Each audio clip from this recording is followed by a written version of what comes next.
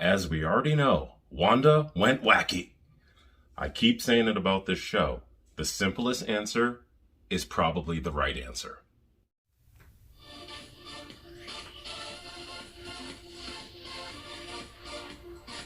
Hi, my name is Michael S. Garner, and I do comic book related TV shows and movie reviews and stuff like that. Actually, just my thoughts and my reactions to them. And today we're talking about Wanda, episode 8. I love this episode of WandaVision, episode 8, for many reasons. But I just want to say right now that I'm not one of those people, and I've said this in the previous videos that I've done about WandaVision, who's like overthinking this. I really think that it's just right in front of us. And everybody keeps going deep, in my opinion. Everybody keeps going deep into the comic book lore. Like, oh my God, Mephisto's going to be here. This is going to happen. But Marvel has never, as far as the MCU is concerned, and in my opinion, and I'm going to have to keep saying this in my opinion, has never been like deep. I mean, we even seen the thing like with Endgame and everything like that. The story was basic. It was good, but it was basic to the universe.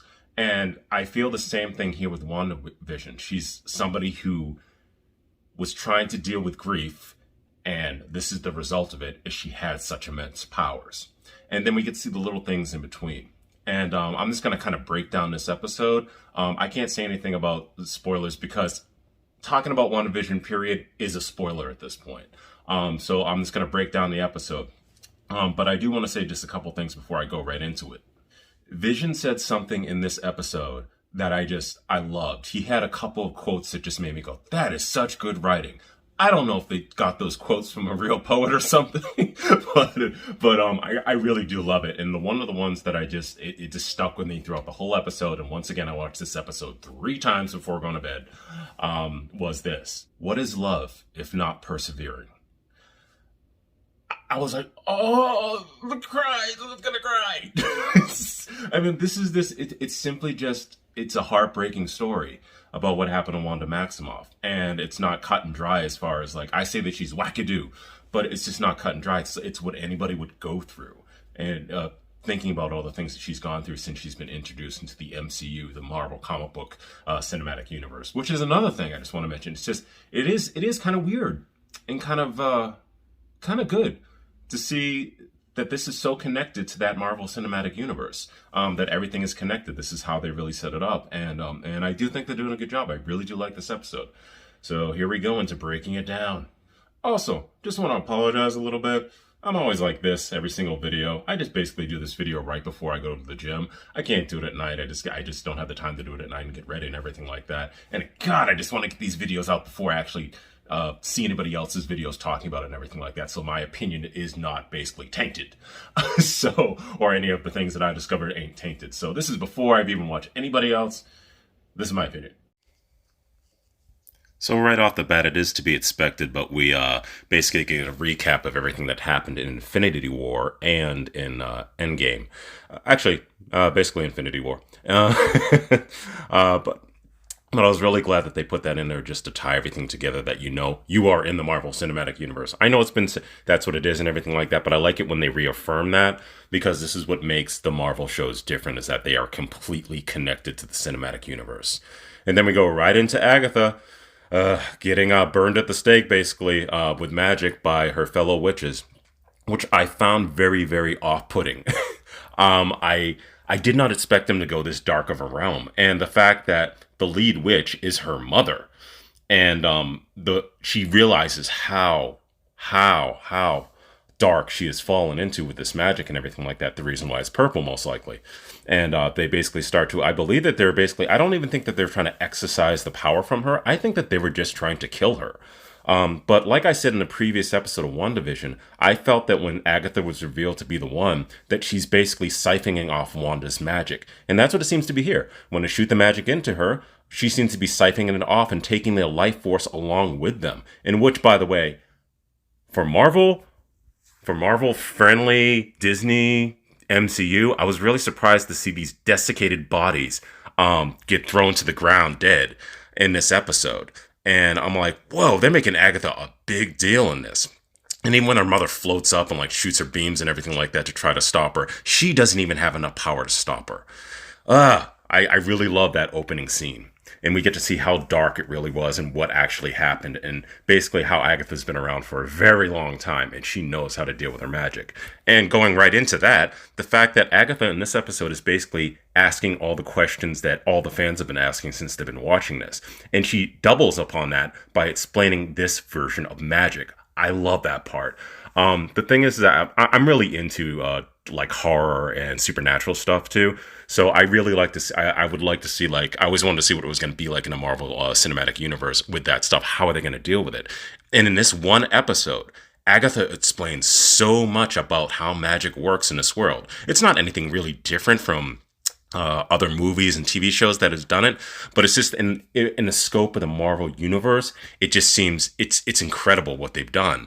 And I really like the fact that they took time to actually explain all this. I mean, she goes into the exact type of incantations that Wanda was doing before she knew what she was doing.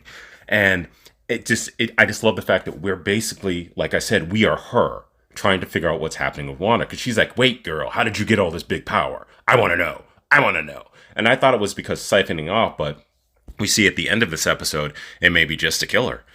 And then we get to see all the tragedy that Wanda went through when she was younger, and her family getting killed, and how her parents were basically trying to hide the fact that there was a war going on right outside, and not letting her listen to the real news, and just like having them watch sitcoms. And that's what happened. And that's basically what I thought it was in the beginning. I thought that they basically were just watching old reruns, and that's the reason why she decided to become this happy place and everything like that. And even that part where she put out her hand, and Agatha's like, "What'd you do? Did you stop the bomb? Did you stop the bomb from exploding?" And then Wanda's still being confused, not knowing what happens. She's like, "Wait, I don't know what happened." She's like, "It looks like you did this incantation and everything like that." That's what Agatha says, because she can notice this by her hand movement, what she was trying to do. And when Agatha asked her, "So how long were you there before the bomb exploded?" She said 2 days. So obviously, Wanda stopped everything. And then we go into the whole part from Age of Ultron and everything like that. Well, prior to that, when everybody just thought, "Oh, it's just the it's Infinity Gauntlet. It's just one of the gems that gave her power." But we see it did something else.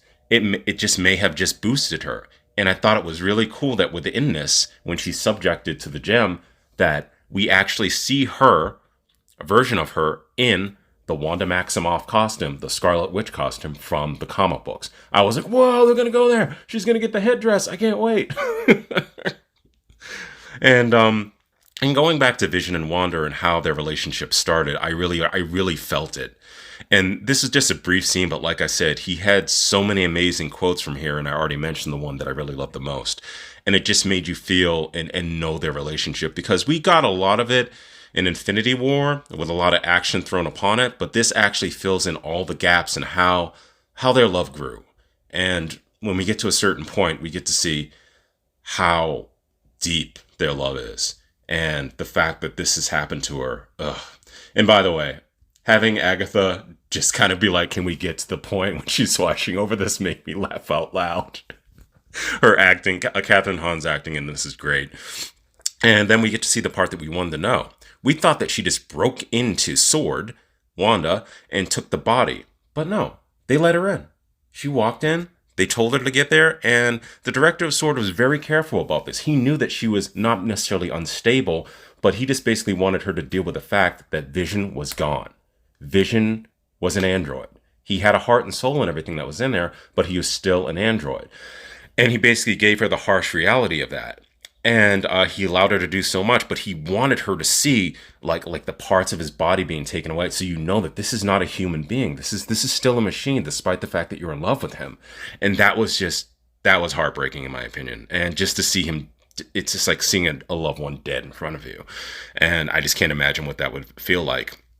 And then we find out that the whole time Westview was just a place that her and Vision, well, I won't say this yet because I'll just let it go into it. But when she drives to Westview, we see all the people, which I said in previous videos, I'm not going to toot my own horn, but I'm like, I think that she just went into a town and she changed it over. And she did, because we see everybody, and I believe this is Herb.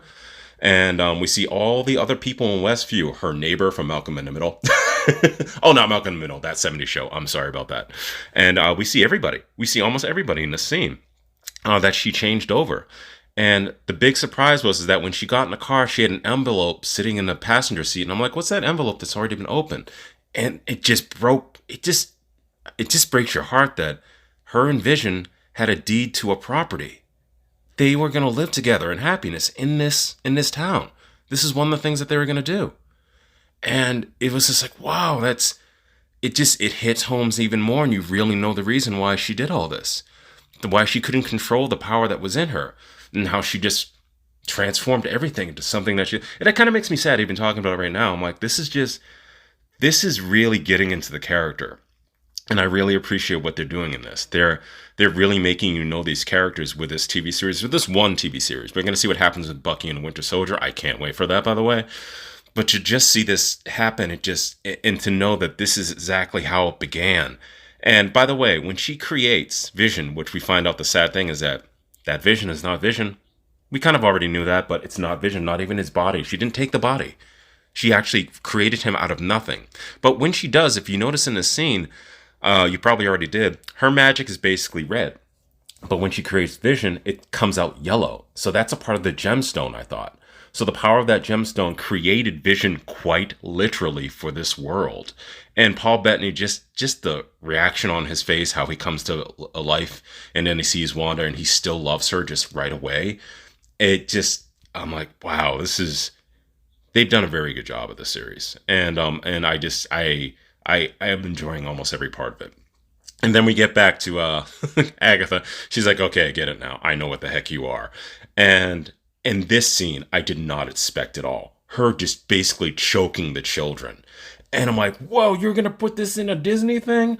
I can't believe you're putting this in a Disney thing. It just threw me, another thing that threw me off. I'm like, you're really doing this. Granted, it's well lit, and she has the witch costume, by the way, which I really appreciate the fact that her costume is more of a traditional witch. It's not like they kind of did, because Marvel costumes are kind of the same with different color for the superheroes and everything like that. I like the fact that this looks like the typical type witch costume. And we basically see that she says that one thing that we always wanted to hear. At first, I thought she was going to say, I know the reason why what you are and the reason why you can do all this. And I thought she was going to say, you're a mutant, because we're all waiting for that mutant thing. But no, she says, because you're the Scarlet Witch and you're controlling chaos magic. That is a huge deal. We have this definition finally in the Marvel Cinematic Universe. We have chaos magic. She's a reality warping witch, and she is the Scarlet Witch.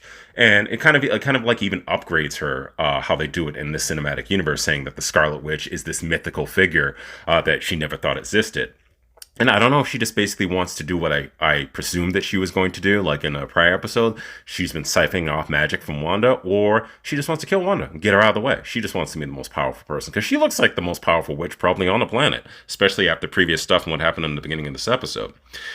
And then we go to the end credit scene, the second end credit scene that we have. By the way, there's no Monica Rambeau in this episode. But we find out that the drone, the reason why they took it back is because they were using the energy that was around that drone that Wanda gave it, and they put it into a weaponized Vision's body. And we get the white Vision costume. If you don't know, in a comic book at one point, his costume went completely white. He's had different designs, but it went completely white, and he was kind of like a ghost, and that's what this is in reference to. And it's just like, this is cool. They're actually going to send this Vision robot with the power of Wanda after Wanda.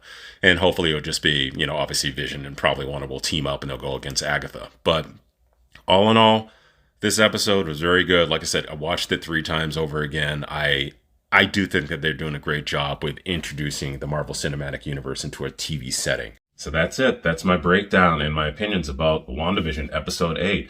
I did enjoy it. I do like the fact that we got an explanation of the universe.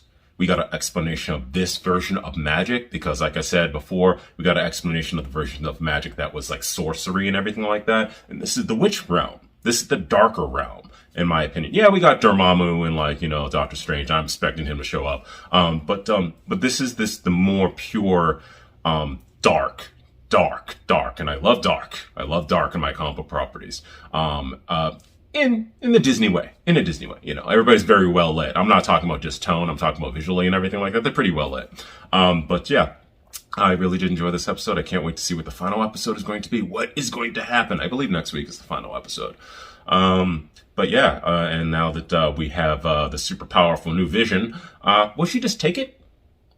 Really? Will she just take his essence, because she really did create him, and throw it into the new Vision's body? And then they'll fight side by side or something like that? I don't know. And fight Agatha? I don't know. I guess it's pretty damn strong, so we're going to find out. So until next time, my name is Michael S. Garner. Like I said, I do comic book related TV show, movie reactions, and my thoughts and everything like that. And also, I just want to let you know, I do write and draw my own online comic book, my original online comic book, called Visions of the New, which you can see at magicloud.com. You can get a printed version there. You can just view the comic book if you want. There's only 2 issues on it right now. I haven't done too much with it in a while, but hopefully I'll be putting more stuff on there. I keep saying that. I have been working on it for a very long time. It's not my full-time job, so it's a little bit hard. Yeah, I hope you enjoyed this video. If you did, please give it a like below. And if you can share it, that would be great. And if you want to subscribe to the page to get more notifications and stuff like that, obviously, just press subscribe and it'll tell you when I put up a new video. Until next time, hope you guys have a great day.